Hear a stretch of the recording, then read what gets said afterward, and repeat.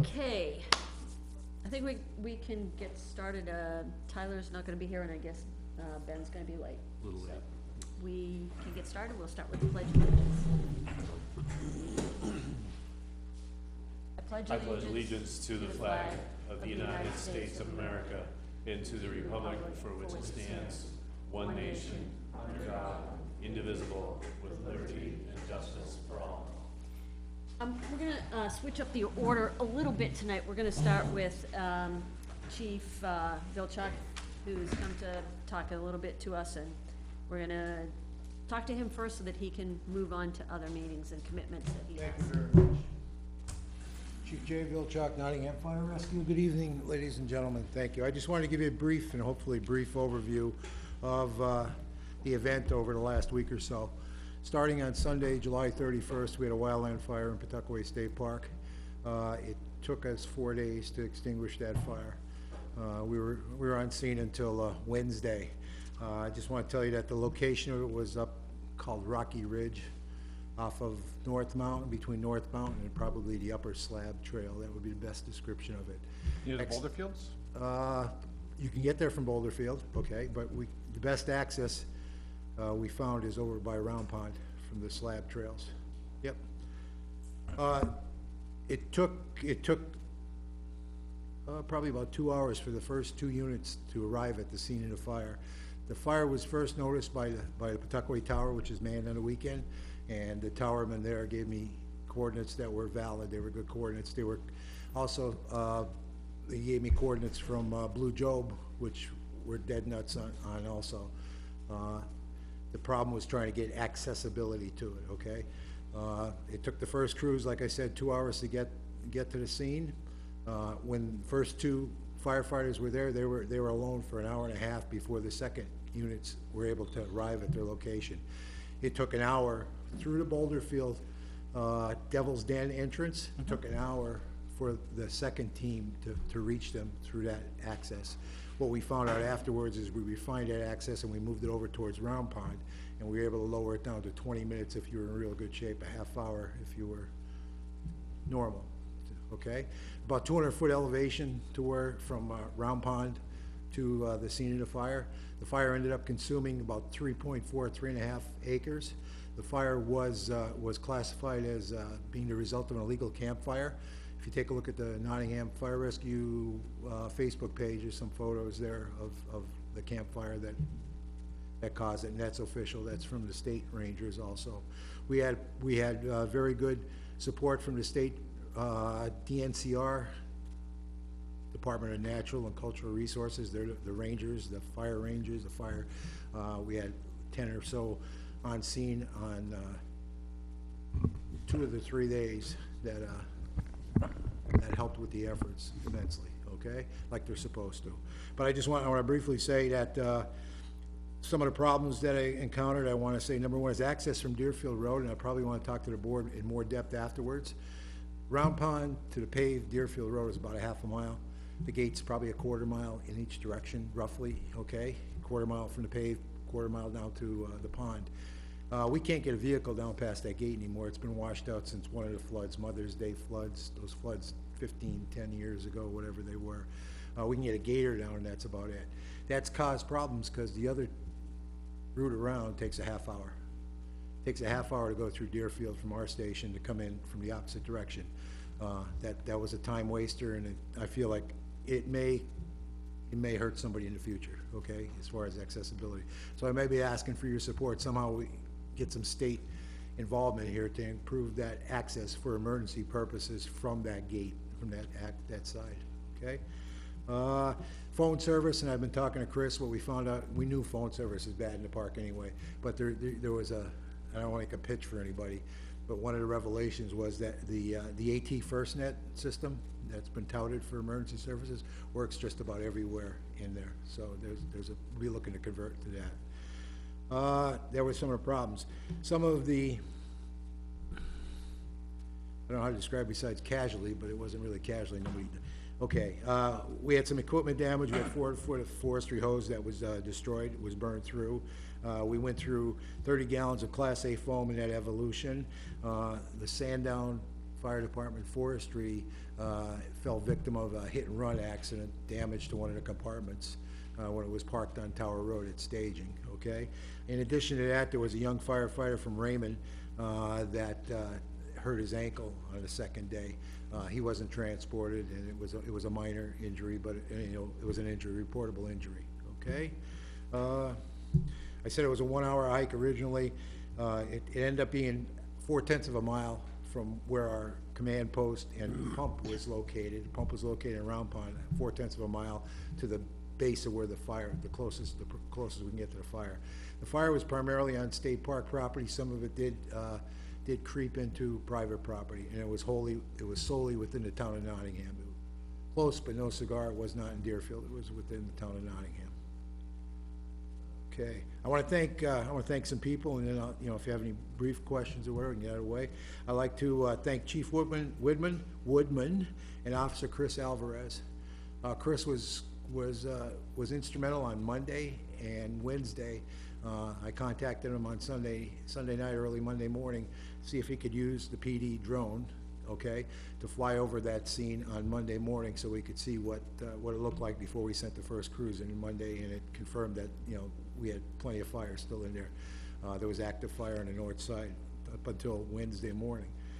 I asked him to come back on Wednesday, because Tuesday when we departed, we were pretty confident that we had extinguished it all, so Wednesday morning he came out and did a flyover before we sent the remaining crews up there, just to do the final mop-up, and the drone came in very handy for that purpose. So that was a good tool, and I want to thank them for helping us with that. It's always a team effort. There were a total of 21 departments plus the state. I want to thank Nottingham Fire Rescue, Deerfield Fire, Epping Fire, Northwood Fire, Lee Fire, Brentwood Fire, Candia Fire, Raymond Fire, Auburn Fire, Pittsburgh Fire, Barnstead Fire, Chester Fire, Danville Fire, East Kingston Fire, Allenstown, Epsom, Chichester, Stratford, Sandown, Fremont, and Madbury Fire Departments. And also, like I said, the DNCR, the Dancer people, the Division of Natural and Cultural Resources for their help.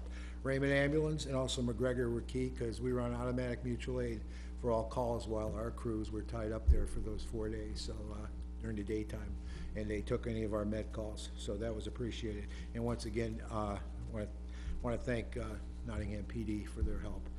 On day one, just to give you an idea of the magnitude, there were 23 firefighters on day one fighting the fire on that mountain at that location, 4/10 in, on that scene. That doesn't count the pump operators or the command people that were at the command post. On day two, there were 25 firefighters. On day three, there were 28, and on day four, there were 18, okay? The list of departments that were involved weren't all involved at one time. It was the intent not to strip the entire southern part of the state, nor to strip the entire department, so requested like 2 firefighters and, for manpower out of those departments.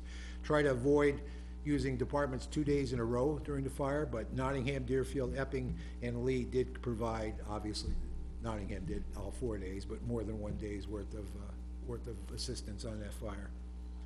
So I said it was almost 3.5 acres. That's all taken care of, approximately, okay. The total number of those 21 people, there was over approximately 100 firefighters throughout the course of that were on scene. Okay, the last part, in addition to the food and the drink that was purchased for the crews, we received a lot of donations from townspeople, and Ted and Sandy Neff, Shelley Tennis, Sandy Weston, Jean Reed, Pat DeRozier, Bob DeRozier, Kathy Mayo, Holly James, Kim and Greg Larkin, Sandy Vilchuk, Jake Brulard, Lori Kilbreth, Kevin Luminello, Kelly Jack, Jim Forrestal, Liam Forrestal, the Raymond Boy Scouts, Hannaford and Raymond, Epping Fire Association, Walmart and Epping, all contributed water and some snacks and that sort of stuff to the people there. When it was all done, we ended up going through, we ended up purchasing a total of 91 subs and 47 bags of ice through that period. So, there's some of the expenses that were associated with it. Not to include $150 worth of gas for the pumps, plus whatever it's gonna cost to replace the hose, and we have to buy replacement Class A foam. So I just want to give you an overview of the extent of the fire, some of the costs associated with it. You know, Jay, how did you provide coverage over that time? Well, I understand all the towns and, automatic mutual aid. yeah, no, I understand that, but did you guys have to provide like 24/7 coverage through all of that? On the mountain? Yeah. Negative. Once it's dark, we pull our people off the mountain. That's one of the wildland things. It has to be a real threat before you're gonna keep people, especially in terrain like that, Yeah. okay? Yeah. And there were fire breaks that were constructed the night before. It jumped the fire breaks because it was windy at different times. Yeah. But the first containment was the first order of attack, and, you know, every day they'd widen the fire breaks, so it wouldn't spread, okay? So, Got it. yep. There was nobody left on the mountain then. It wasn't critical enough for, you know, enough for that, so. Any questions, guys? No, not really. Just one quick question. Yep. Were the people who started the fire, Yep. were they like trying to camp overnight there, or was it some just, you don't know? No idea. There's litter in the area. Okay. Okay, there is litter in the area, whether it's a popular spot or not. There's nobody there admitting to it at the time. Perhaps there's people camping in there illegally at night, who knows, I don't know, but, it's obvious that it's a popular spot. Okay, so, Please express our gratitude Okay, to the entire thank you. department. Yeah. okay, thank you. That's amazing. Like I said, I wanted to give you some of the facts, and also the people, if anybody's watching or listening, some of the facts of what happened, so, okay? I did have one actually, I just sorry, go remembered. The road that was damaged that you were talking about, Yep. the access road, is the damaged portion, like, is it in the park, or is it in an area that we're responsible for? It's in the park, it's state In the park? responsible, yes, Okay. yes, it's Round Pond Road, and yes, it's. Okay. Have you ever had any conversations with the state about that road? State park people I did once or twice, and it never went anywhere, okay? And I think it's gonna even end up, with DOT, cause I think DOT is responsible for maintaining those roads in the park, but, this was brought up several times since then, cause we've had rescues up on those slabs before for climbers. Yeah. That, we had to, you know, either carry the patient up that rocky road, up to the gate, or bring the ambulance all the way around. And like I said, it doesn't make a lot of sense to have our equipment have to travel a half hour to get to that same point. Okay, That may be a Thank you. problem, so. Thank you, Jay. Thank you very much, thank you for your time. thanks. Folks, sorry for jumping ahead. All right, let's go to manifests. I'll make a motion to approve the accounts payable manifest of August 8th, 2022, the payroll manifest of August 9th, 2022. I'll second. All in favor? Minutes?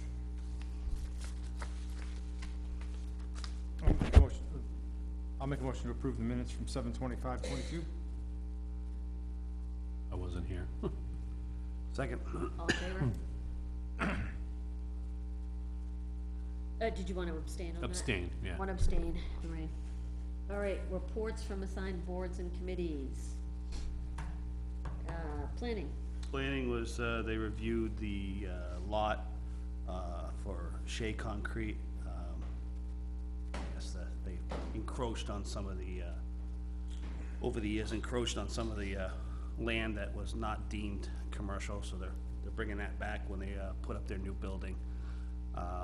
So that was the topic of discussion that took up most of the planning board. They did a walk site of a new development on Smoke Street. I was not able to attend that, but they were able to do that on Smoke Street. That was pretty much it for the planning board. Okay. Nothing on budget. Nothing new on Marston.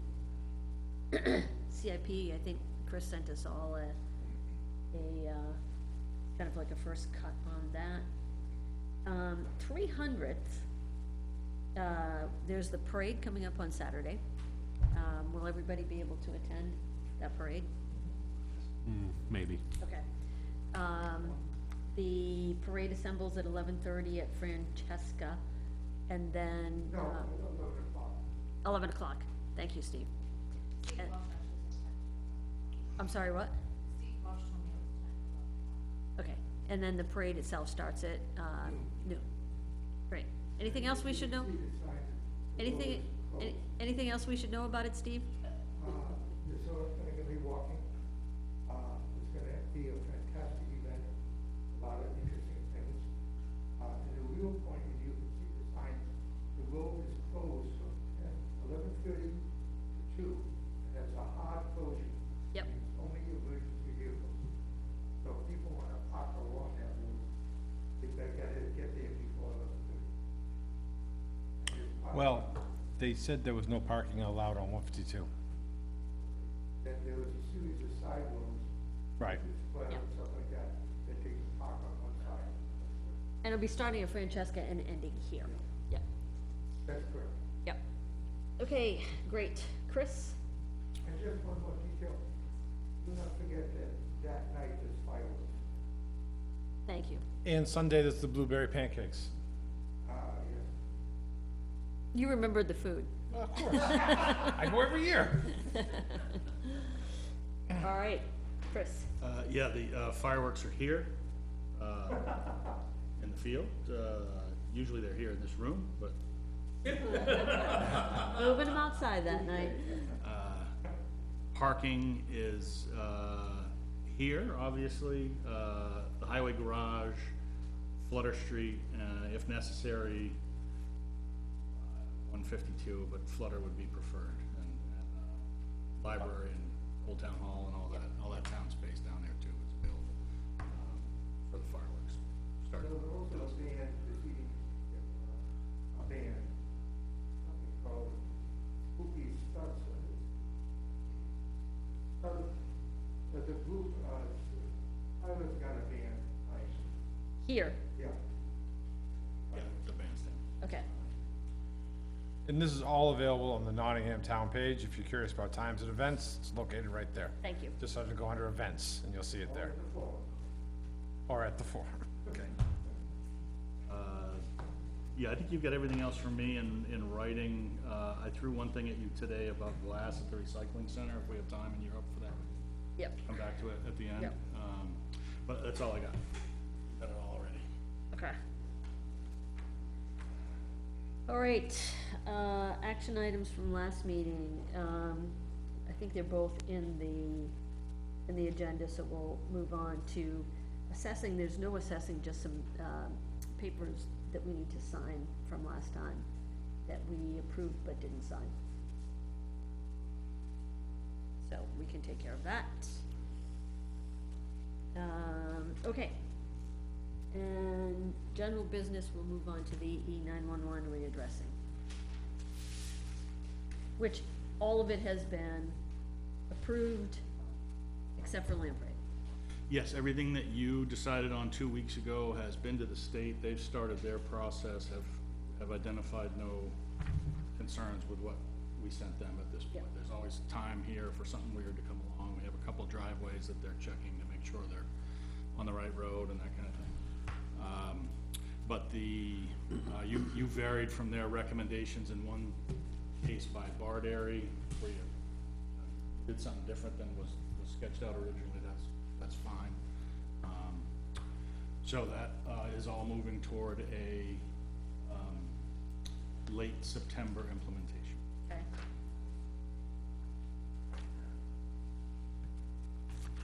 Lorraine, I did tell Kelly today that on the no-name Tuckaway Shores connector. Yep, I got it. You got it, okay, fine.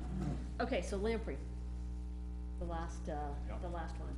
So you left, I wrote this all to you, so I'll give you the short version, but, you left, Lamprey undecided, 2 weeks ago. Since then, I've had a couple conversations with a property owner there on Lamprey that is, considering some road construction. There's a piece of that road that never got built. It was approved way back in the day. There seems to be some desire to finish that work, and the property owner that abuts it and would benefit the most from it is interested in doing the work. So she's working through neighbors and getting things figured out, how that might work and what it might cost for her to do that. It seems like it's plausible that that could happen. If it did happen, the road configuration would change dramatically. There would be two ways in and out, and if it happened, all of the 911 work that you could have done 2 weeks ago would be incorrect again. Yep.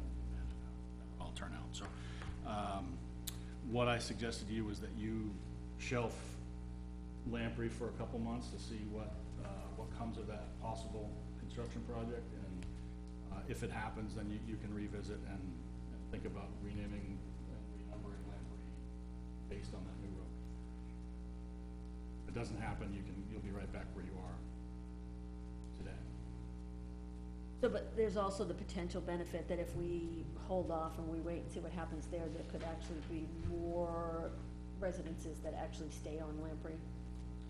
Yeah, you can envision a scenario where you would leave most of the houses that are currently on Lamprey Drive, if that was the case. We haven't sketched that out Yeah. and gone to the state with it and all Yeah, those things. yeah. There's gonna be some driveway situations there, it's just so messy, but the number of homes changing street names would drop dramatically. So is 90 days reasonable? 3 months? Yeah, I think we kinda have to see if that road construction project looks, if everybody gets on board that has a stake in it in some way or other, and it looks like it's gonna happen, we can keep you updated on it, but. Is our highway department being clear to the people that if they do decide to make that road, how they have to construct that road? They will Make be, it not just a path?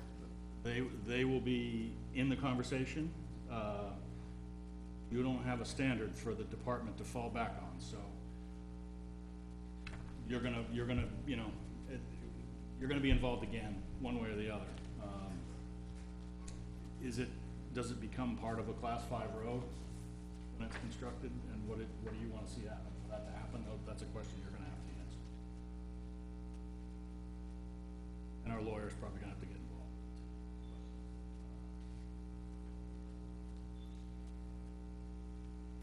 This is a case where a predefined standard would be helpful, so, there you have it. Town would be paying for the road.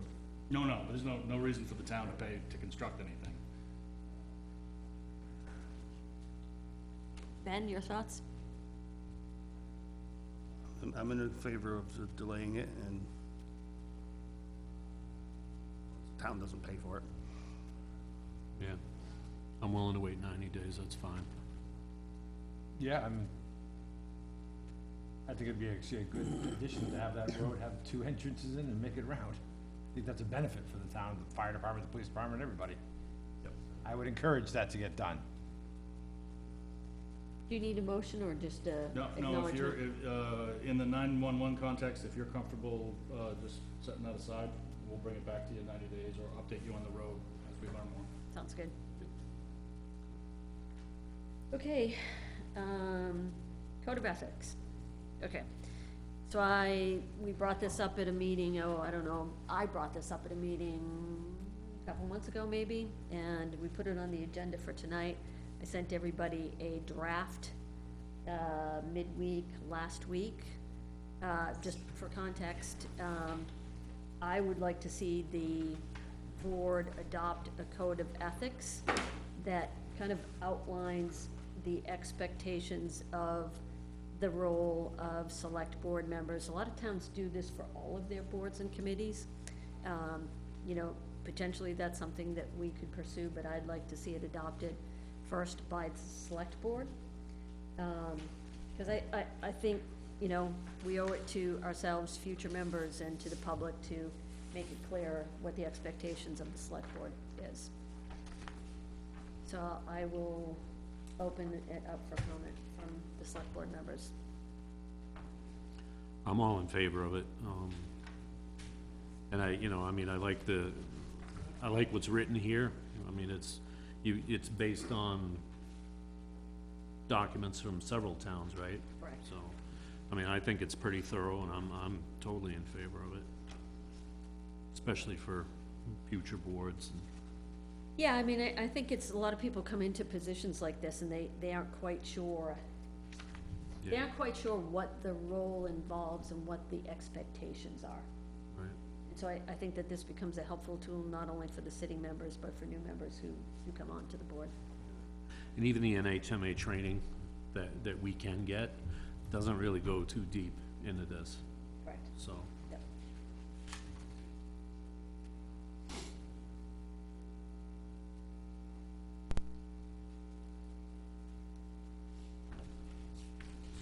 I'd like some more time to review it. I've perused it some, but, I'm not ready to endorse it just yet. John? I'm just going back over it. I read it, but there's nothing I saw that actually stuck out at me as something that would be, seems like it's more common sense than it is anything else when you read through it, but, It is. One would think. you know, we're doing the right thing.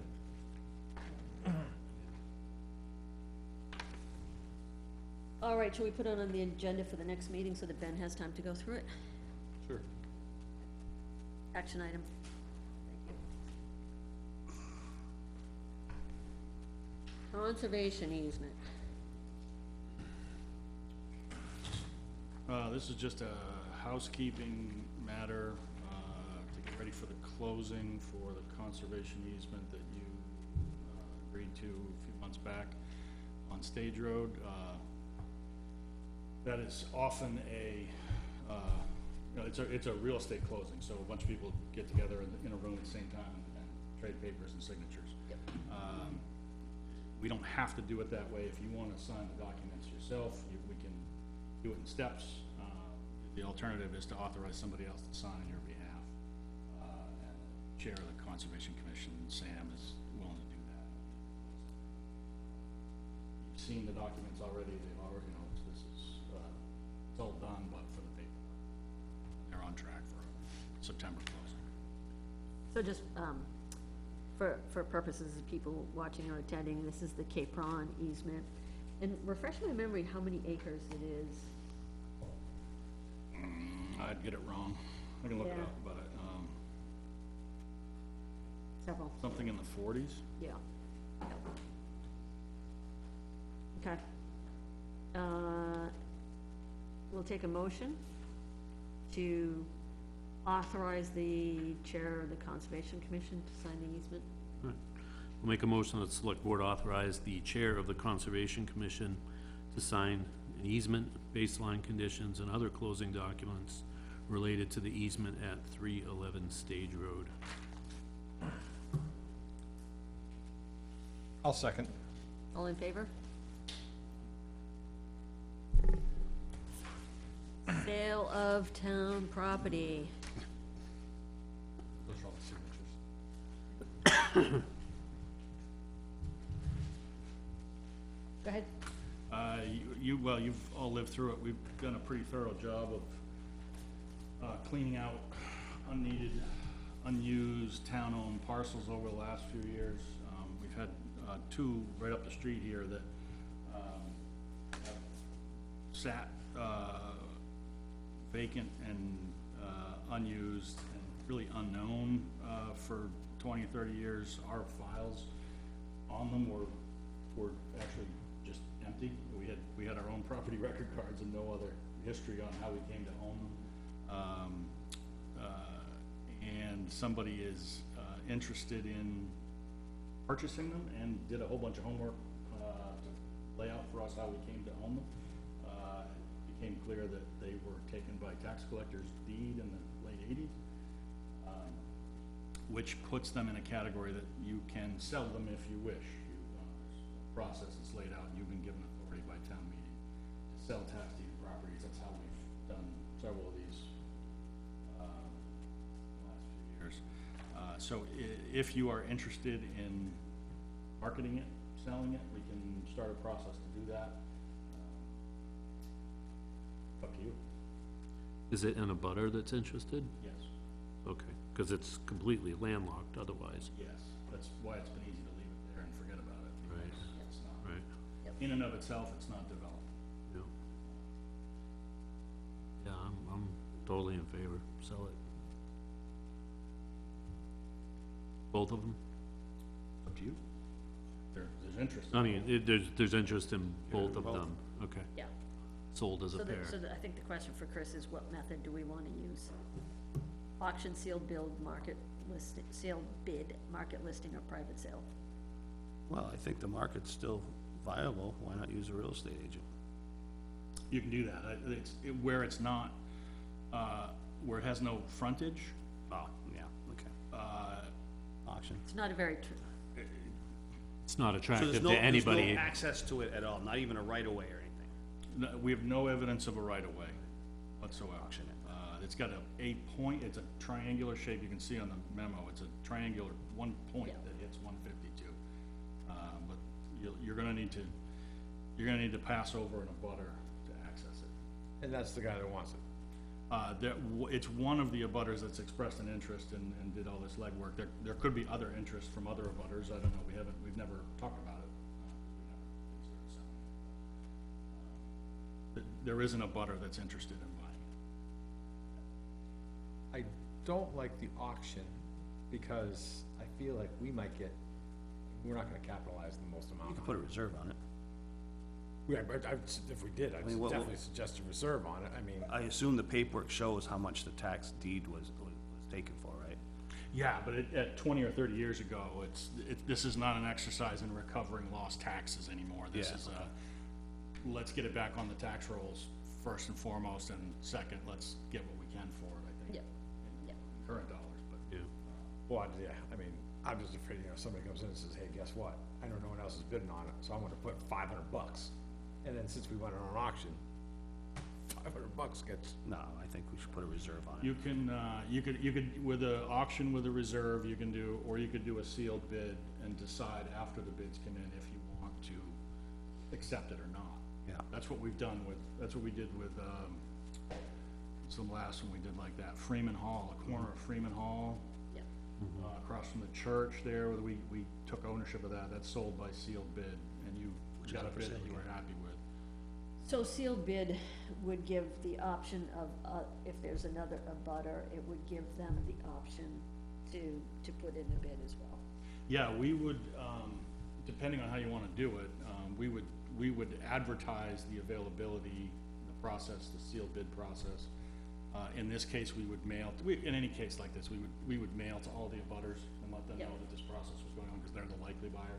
Yep, And we'll post it on our usual places, and, but where it's landlocked, and the abutters are the ones that are probably going to be most interested. we have to do sealed bid on the two individual lots or two together? You can do them together if you want, you can make a condition of it that those two get merged when they're purchased, if you want. You could also, what we've done with some smaller parcels on Rogier, we sold some by sealed bid, and one of the conditions of the sale was that it be merged with an abutting property. So that does two things, it encourages larger parcels in a neighborhood like that, where there's a bunch of tiny little Yep, shreds of land, it encourages larger parcels. The flip side is that it cuts your pool of buyers down to just the butters. So, yep, I But think in this case- it's likely to end up, let's say an abutter buys it, before any development happens there's probably gonna have to be some kind of lot line adjustments along the way, coming through the planning board anyway, so. Yeah. In this particular case, I don't know that restricting it is all that helpful, but you could require that the two be merged together without hurting the value. Does that make sense? I'd say go with a sealed bid with the contingent to be merged on sale.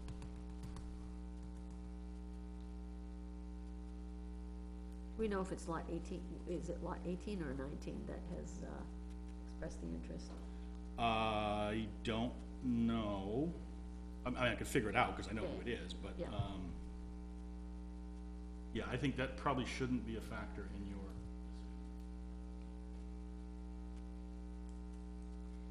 I'm fine with that, Ben. Yeah, me too.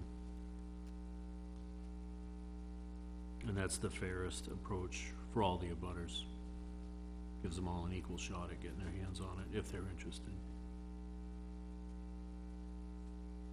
John? 1 second. Okay. Total of 7.5 acres of land, not including the front lot. Yes, The parcel's 7.5 acres. The two together. together, yeah.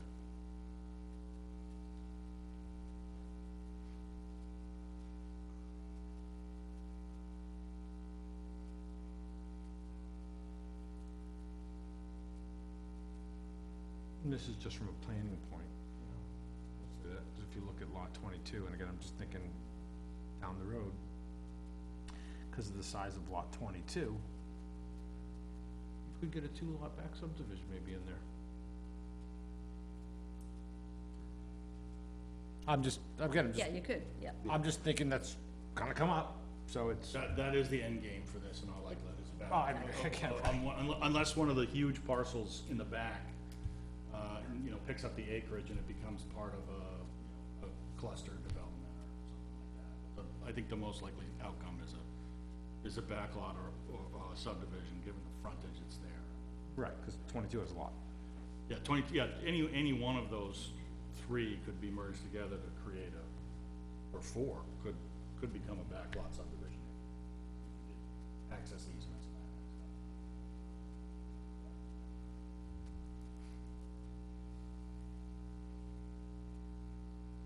It's just something for us to, when we make our decision, think about that. When we open this for sale and gone, I mean, it's gonna be, we'd rather have the money on our tax roll, I understand. It's gonna be, but So- every time a new house goes in Nottingham, it costs the town more money than it does what we make on taxes, just to put it out there. So would you rather not have the requirement that they be merged? I'd rather keep them separate. But again, if somebody buys both properties, they can merge them, doesn't matter, whether he's buying 2 deeds or 1 deed. But you could have two abutters, each that want one. That could happen, absolutely. If that happened, then the chances of the subdivision won't happen. Okay, I'm just playing devil's advocate, just speaking out so that people can understand that, you know, even though we want to see it off our tax, and we want to put it back in the tax, because we're not making any money off it, the end result is, down the road, it's gonna end up costing the town money also. Anytime a house gets built, when you add all the other resources that go into it, what we're gonna gain in taxes, we're never gonna make it up for it. Just another, so, it's really I mean, it's kind of a win, not a win, when you look at it, so. You know, a lot of the other properties that we sold in the past were dead lots. You couldn't do nothing, you know? Where this is a subdivide, if it gets there, it could be a possible subdivision. So we're actually selling, and that's something where we might think about, well, what comes into the value when somebody's looking at it. You know, for us as a board, to make sure that we're gonna get the revenue that the town wants, is knowing that this is possibly a subdivision lot, and it's not a junk lot. Even though right now, as it sits, there's no value to it because there's no access if you sell it too. But if somebody buys it, one of these lots, they're creating now a marketable property. So that property value was gonna drastically change if one of these properties buy it. Good for their benefit, not trying to hold anybody back by, you know, being in the right place at the right time to buy something. But that is a thought that, just to be aware when it comes down to what we sell it for, you know? If you put put the requirement to merge them on it, does that in effect reduce the potential revenue that the town gets? Versus if they're sold separately, you might have one abutter that values one piece more and another abutter who values another piece more. Yes, the only time that's gonna change property values is if they're merged with abutting parcels. Either the pair of them are merged with one, or they're each merged separately with another one, because right now their value is, the value of that, taxable value of that land is very low because it's not accessible. So, I was talking about revenue from the sale to the town. Oh, yeah, you might realize more day one revenue, selling them separately if there are two abutters that are. I'd rather see them sold separately. I agree, I changed my mind. Well, we could, Obviously, it doesn't stop somebody from buying both. Absolutely, absolutely, absolutely. could we just put the condition to merge them only if they're sold together to the same buyer? It would allow them to be sold separately to separate purchasers. Yes, I bet you could. But if somebody wanted to buy them together, then we could say, then you gotta merge them. Yeah, I think, I'd have to just double check it, but yeah, that seems like it would be legal. The senses I'm getting, John, and correct me if I'm wrong, is that you're concerned that if we do a sealed bid and merge lots, you're concerned it will turn into a subdivision. No, I'm saying that for the value. Because when you look at this, right, they have no frontage, they have no nothing, they're back lots, the town's owned it for years, and they're not doing anything. People might look at it as, well, there's no value to it, but there is potentially a lot of value to 7 acres when one of these other properties, not saying who's buying it, because we don't know, but the lot next to it's that's 14 acres. I've been on the planning board long enough. And I mean, you have I don't know whether you can get into it, but is there enough frontage? I mean,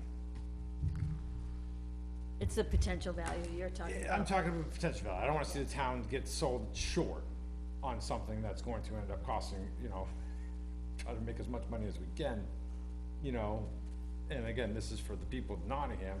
I don't wanna sell their the money that comes in that we need to spend on them short. Yeah, Or something that could be possibly have implements of being subdivided, which, as you know, for prices in lots in Nottingham, 2 acres is over $100,000 now. So, if you get 2 lots in here, it's 200,000, and if we sell it for 20,000 bucks, maybe we're not doing the right thing for the people in Nottingham, at giving it away, just to get it back on Yeah, our but you're tax basing thing. that all on potential. The market could crash tomorrow. It absolutely could. We are not, it is not, right now as it sits, these lots sit there. And they're not generating any income. They're just sitting on a, But again, and I understand that, they're not getting any income, we're not losing anything. Because we can put them on, if it stays neutral and the land just stayed there and we tax it on and nothing was ever built, that's the only scenario the town makes money. That's the only one. If it gets subdivided, we lose. Because it costs more money to, when you build a house and do all this, and even what we charge in taxes, the cost for the kids to go to school, everything that goes into there, it's just more money. But again, I just don't wanna see us sell the property short. I'm all for selling it, just I don't wanna see us sell it you short. wanna see us get the maximum value that we can Absolutely. then at the give it to a sale. real estate agent then. But They then can, they we're can gonna, market it in the way that, but then we're gonna lose money on marketing it, Cause we're gonna pay them. because we have to pay them. Do but the they can silent- also ensure that we get the most for our buck. We should just go with the silent bid. If we don't like the offer that's in there, we can refuse. That would That's- probably be the safest way, that we know we're not gonna get lowballed for some reason, and that we have a better potential of getting the best amount of money for the property. And then it becomes our decision on what we decide to do with the property. And we're not just giving it away to get it off our books. Agree. That's how I perceive this. I think a real estate agent, if you're going with that mindset, real estate agent would be the best bet. Yeah, but Are we all real estate agents here? no? No. So, they know the market better than we do, and they can market it in such a way that'd be a benefit to the town. Yeah, what is the, interest rate, or what is their commission rate? 6%, whatever that is? So it's 6,000 to 100,000. We paid 5 for last time or would've paid 5 last time we used a Realtor. Okay, so 5% of 100,000 is what? $5,000. $5,000. I think that the money well spent. I'm no real estate agent either, but I'm pretty sure a landlocked parcel's not gonna get $100,000. And if one of the. But I'm solely speaking on what he's talking about, the marketable aspect of it. But if the real estate potential. agent ends up selling it to one of the abutters, then we've spent $5,000 for nothing. And I'm just, run the risk. my point really to this whole subject here is I don't wanna see these properties just given away as for like, hey, this is a 5, this is 2, there's 7 acres. Somebody just walks in and says, because they're the abutter and they're the only one that's marketable, they get to purchase Okay, it so for what are you $5 suggesting? grand. What are you suggesting? The silent bid, so that we have the right to say no if somebody lowballs us on the price. Of 2 independent lots. All right, That way we protect our interest, we protect the people's interest, and we're just, I think it's the right way to, I would like to see it handled. And we can take it to a vote, I'm just saying that's my opinion on it, so that's why I'm bringing it up. I get on board with that. Okay, Chris? Sealed bid. Good, sealed bid, independent lots. I'll bring a package back to you next meeting, Thank you. green line it for sure. Alrighty, CIP. Okay, so you have a kind of an early snapshot of, what the departments have requested in terms of CIP items. It comes kind of in the context of the, well, we got budget season coming, so I wanted to at least get you a look at what's coming and decide what you wanna talk about more later when we start bringing department heads through. This also relates, I think you will decide it relates to the,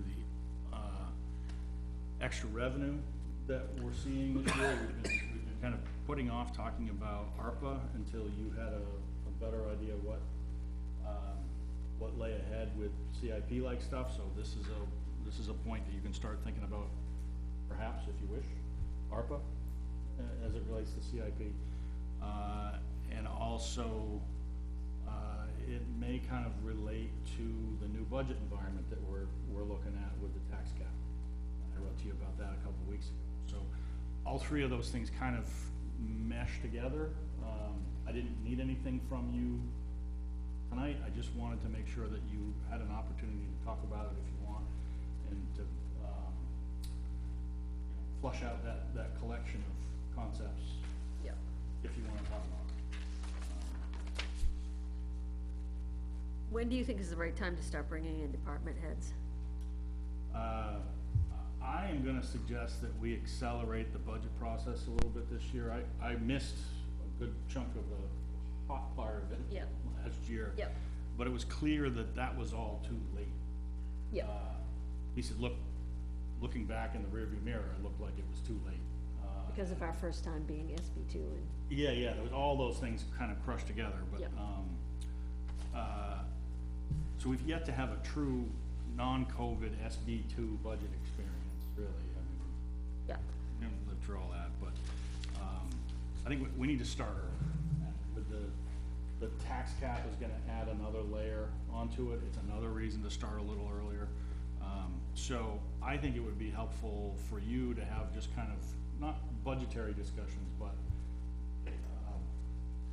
a check-in, big picture discussions with each of the department heads between now and when you see their actual budgets. I think that you might find that helpful over, yeah, say, August and September, where you could drill down on some of this stuff and talk about bigger purchases and that kind of. This isn't updated, this is the same thing from last year, right? No, that is That this is year's, updated? that's this year's submissions put into the same document. and Some of the things have changed from last year and some are new, some of, Well, that's why I just wanna make sure that we're. Yeah, so the You're- beach gate got pushed out, for example. right, that, Yeah. that's just a reprioritization. Yep. Chris, how, like, what's their level of confidence in this right now? Or was this just kind of like their first pass and they said, I wanna come back to you on a couple things, or? These, I think, you can say these are their priorities. Some of them, there's some flexibility in terms of order. Yeah, They're all needs, they're all, it's hard to, sometimes it's hard for the department heads, understandably, to get things laid out by year and priority. We have this kind of arcane, all right, in 2026, this is my first of 3, whatever. So there's a little bit of flexibility in terms of when for some of these items, some there isn't, some there is. And I think they need some guidance from you about what's gonna be,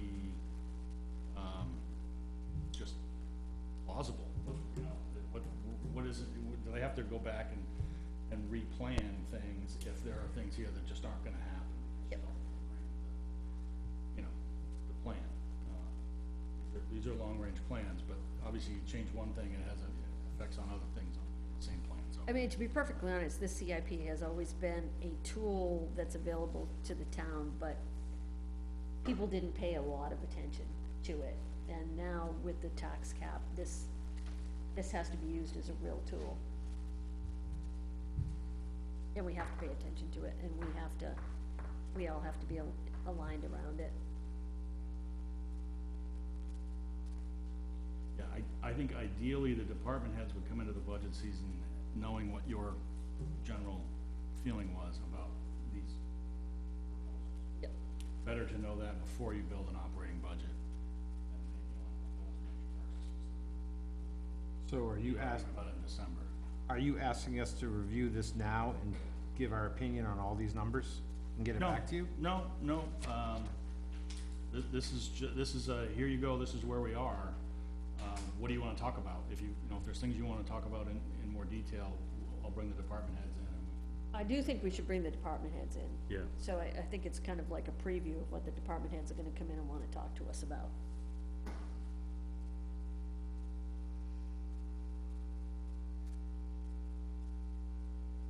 It just,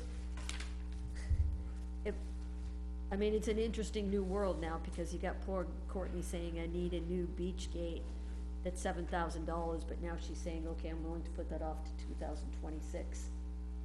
You know, when it's a $7,000 gate that is, you know, Yeah, but she also now has 2 people manning the gate, where before she was one and she had nobody. fair, So now it doesn't Right, become. that's what allows her to do that. fair, yep. But that's not gonna cost 7,000 in 26. It's gonna be more than that. Probably. Potentially, yeah. So is there something that, end of year funding that we can use to just purchase that and be done with it? Yeah, you're gonna have a lot of opportunities over the next 2.5 years to do those kinds of things with ARPA. But, and to a lesser extent with some highway money that we weren't expecting. What is that highway money? Well, I'm sure they'll all come out eventually. What can that money be Estimate. particularly used for? There's two pools of highway appropriations that came in this year. One is for bridges, and one is just like the regular, highway block grant, so it can be used for, any highway maintenance, materials, equipment, any costs associated with, maintaining Townspeople don't Class have a 5 say roads. over it? Pardon? Do the townspeople have a say over it? No, this is, well, if you did you, read the memo on unanticipated revenues. That explains that process and what your options are in terms I mean, I of would how hope you. the town would have at least a say. With, with ARPA right now, you've accepted that as unanticipated revenue, so those are your monies at this point. Okay. So you have options on how to treat it.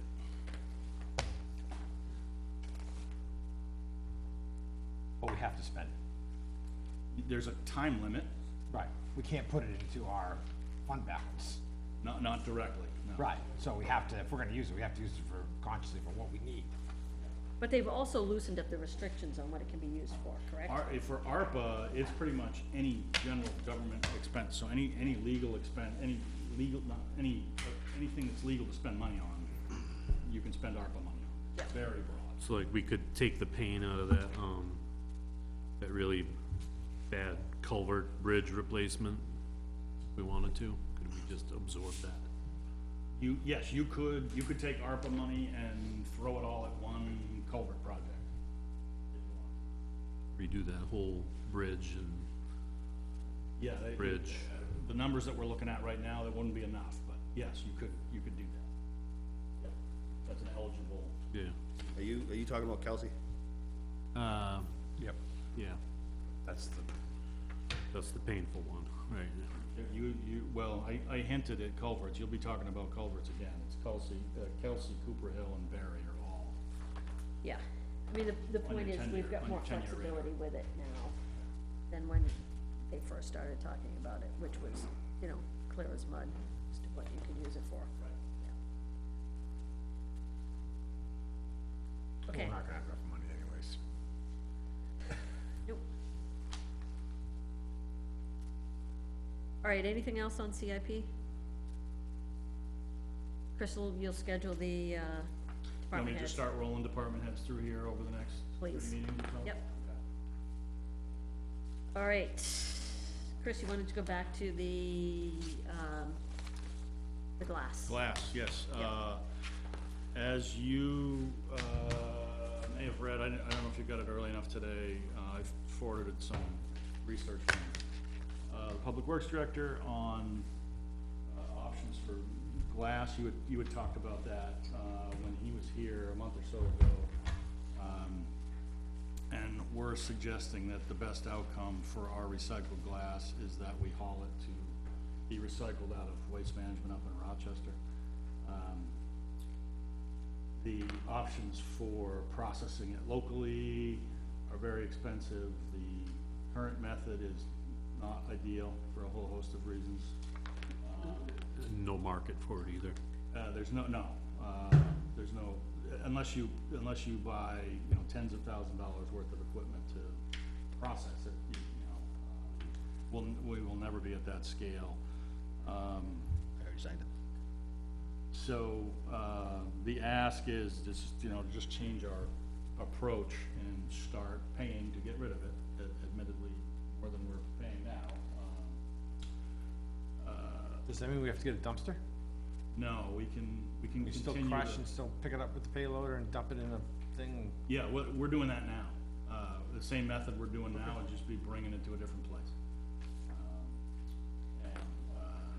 And it would be recycled, for $40 a ton. It turns out we actually drive, to that same neighborhood all the time, to pick up gravel materials, so the trucking would actually, wouldn't be that big a hit. Cause it can all go in one load, or how, I No, didn't- we go and fetch gravel over there down Oh, the so we street can bring it. from the. Got it. So got we'll it. use our vehicle to transport Yes, the glass? yes, which we're doing now. We're, Just means it's not empty on the way out. Sign those? correct. Right, Yeah. the truck goes out with glass, comes back Comes back. Got with it. gravel Got it, in one trip, so, yeah, okay. The truck's making that trip for gravel already, so right, Look at us becoming efficient. it makes sense. you do have to pay the tipping fee, Yeah, which is not exorbitant. didn't It's, seem like it was that. yeah, we're thinking probably $5,000 a year, something like that. Just to really get ourselves out of the glass business.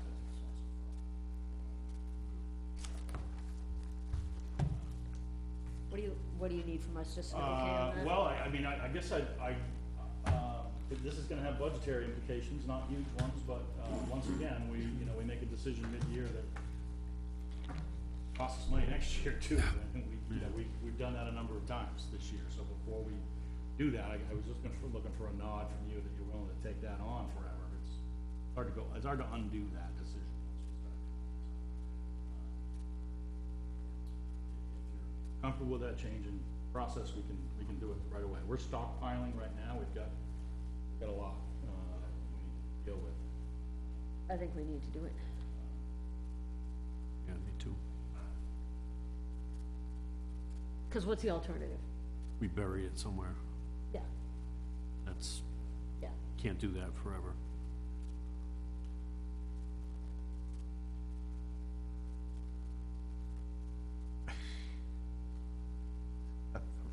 Hey, you guys know how I feel about the dump and what we cost, so. What does that mean? In What does terms that of- mean? In That terms means, of, hey, our dump is becoming again, I love our dump, I love going there, love recycling, love the whole thing. But every year, it's gonna become a little bit more money, it's gonna be more money, it's like the ever-growing debt to this town. This is a service that we offer. So just add it to the tax base and just keep it going, cause that's what's gonna happen.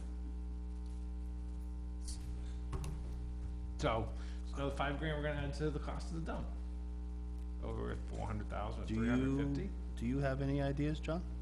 Aside To get from- rid of it? No, Aside from raising, taxes on it and fees and all that? well, it's just a cost factor that we have people have to deal with. I don't really have any other ideas, cause my idea to make everybody pay $50 a year to use the dump to try to offset a cost is not well liked, so that's the only idea I had. I'm not afraid to say it to everybody, that's why I think the way we did, to start making a small fee for people to use the dump, just to offset the cost, cause it's just getting more and more. But that's just my opinion, and that's not making a decision tonight, I'm just throwing my opinion out.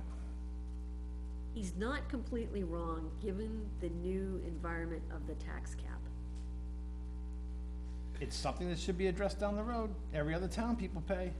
The tax cap. Well, not every town, I shouldn't say that, The but tax I don't cap, wanna see us go by what every other town has done, where we're all of a sudden now we're paying bags. hey. And then people, when people wanna complain about, you know, And those bags don't hold up just as well as the, clear plastic bags, and yet we've got complaints about, people throwing, regular trash bags. I mean, we're gonna get. we're gonna be going around chasing a tail on this for, Oh, of course. I'm just throwing out my opinion. I'm not in favor of any new, fees or taxes on that. okay, so the guidance that Chris is looking for right now is, Let's pay to get rid of the glass. I'm for it. okay, Go for it. Don't bother me. good? Good with it? But I no longer totally disagree with you, given the tax cap. Because budgeting is gonna be very hard. Yeah, and There's these gonna have trucking to, costs, tipping costs, everything have to be keeps some going. tough decisions. All right, Chris, what else? Anything? That's all I got. Anything, anybody? Any non-public? Nope. No?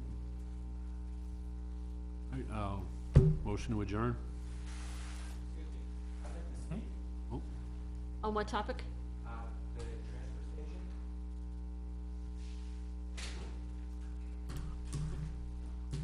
Could you state your name and address, please, so that Lorraine can get it?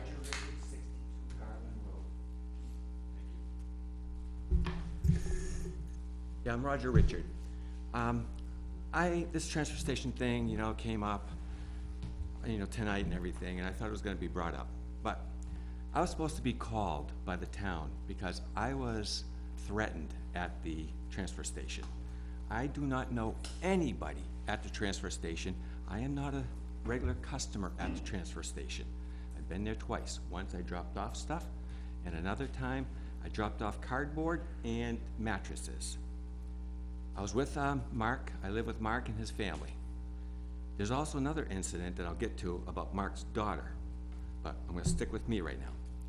I walked into the transfer station. Mark told me, bring the stuff in that door, go to the left, you'll see a sign. I had a box, 3 sides, and I'm holding the other side with stuff in it. I walk in. Now, I do not know this place. Somebody could have guided me. I see cardboard. I put it on there, and I slide it. The guy instantly started yelling at me. He says, "You're not supposed to do it that way. That's supposed to be taken out of the box and thrown on that counter so I can grab it." Like, whoa. I didn't know. I didn't know. When was this? A week ago this Saturday, okay? So, and I made an appointment, and I went to see the gentleman right here and the highway department, and we talked about it. So it's out there. I was supposed to get a phone call, did not. So, I went like this, just like that, because I get yelled at, okay? Like, what's going on? So I went like that with that part that was down. It flipped down, it came down, and 3, maybe 4, I'm not sure, okay? Fell off. "What's this? You're an idiot!" Like, I don't deserve to be called an idiot. I'm not an idiot. I don't deserve to be threatened. I don't deserve to be yelled at. You don't deserve it. I don't deserve it. So, I said, "I'm not an idiot. Screw you." I got mad, okay? There was some anger with me now. Okay, I'll be straight with you. So I started back on this guy. Walked out. Mark was walking in. I said, "Don't go in there, man. This is bad." Mark walked in, came back out. I grabbed another box. he had a lot of cardboard. He even offered the gentleman that said, last time I was here with all this cardboard, I put it in the back in a bin, made it a lot easier. Nope, bring it in the window. So we were doing what we were told.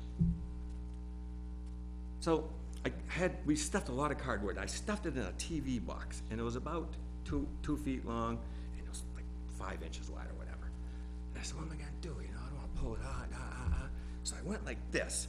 It came down, and it fell, and nothing fell off. Nothing. And I wasn't being an ass. I was just trying to get it done. Okay? You're an asshole. This is unacceptable. You're an asshole. Dude, you're an asshole, I said. I walked out. Another guy says, oh, as I was walking out, another gentleman was walking in, and he said something. I didn't hear what he said.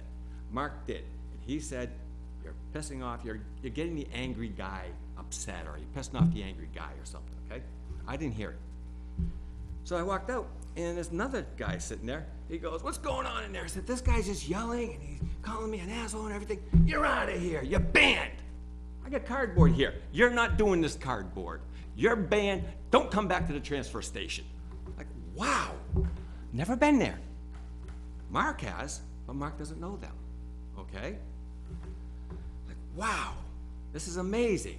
So, as this guy said it, the guy that I had a problem with inside ran out and got in my face and was giving me the finger and everything, and it's on camera because you guys have cameras. In my face, this far away from me, okay? What's wrong? I don't deserve that. I was bringing cardboard, simple cardboard. And I'll tell you what, I was a mailman for 33 years. I worked with the public. And if I did that, I would be fired, and I was in a union. I'd be fired. And that's what I asked for. This gentleman would be fired. And the other guy, it's not a fireable offense banning me. That's something you should deal with. He doesn't have the authorization to ban people, okay? That should go through due process, and that's right here. So Mark called the police. I wrote a statement, there's a police statement. He had to call the police. It was violent. It was threatening. I was threatened at the transfer station, and I did not deserve it. So it's out there now, and I would like something done, please. Thank you for actually coming for us. People don't do what you're doing right now. It has to be done, sir. I know, give you another example. I'm thanking you for actually coming to us, because most people don't do this. Thank you, but And this is what we're here I'm known for it. Okay, you don't know me. You will know me now, I'm sorry, okay? I was on a budget committee in Goffstown. I'm a New Hampshire person, born and raised. Budget committee in Goffstown, I understand what you guys are doing. I understand everything. I also understand dignity and respect and not threatening people on both sides. We have a toxic culture of bullying at the transfer station. It needs to be changed. It needs to be changed. People cannot deal with that. People should not have to deal with it. They have enough stuff on the outside world to deal with. It's amazing what's going on out there. We're all on our heels, and we want to do something. We're bringing the cardboard. We don't bring trash. They have a dumpster. Mark and Tracy, my cousin, have a dumpster because they don't want to deal with the transfer station. They're saving you tipping. And we're bringing cardboard, and a mattress that we paid for, mattress Box Spring, and we get treated that way? I can't see it. I can't accept it. I just can't. And I'm here to move forward on it.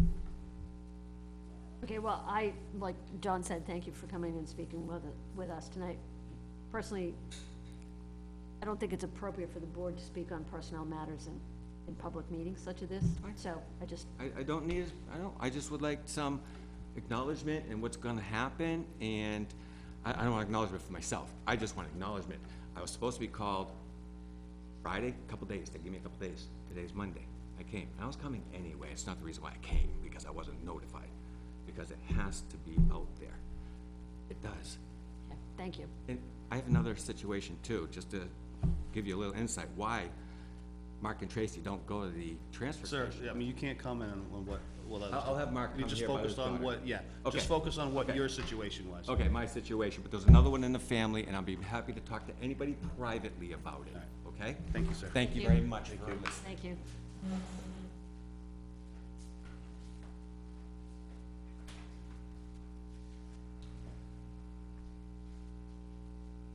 you have a motion? Does anyone else wanna speak, or, Doesn't appear so. okay, motion Yes, yep, yep. under, A. A. alright, I'll make a motion to enter non-public session under RSA 91-A:3, section 2A. Second. All in favor? I, Tony Dumas. Hi, Donna Danus. Hi, John Moore. Ivan Bartlett. Okay, we're gonna enter non-public, and, then when non-public is concluded, we'll come back into public and close the meeting after that. So, thank you.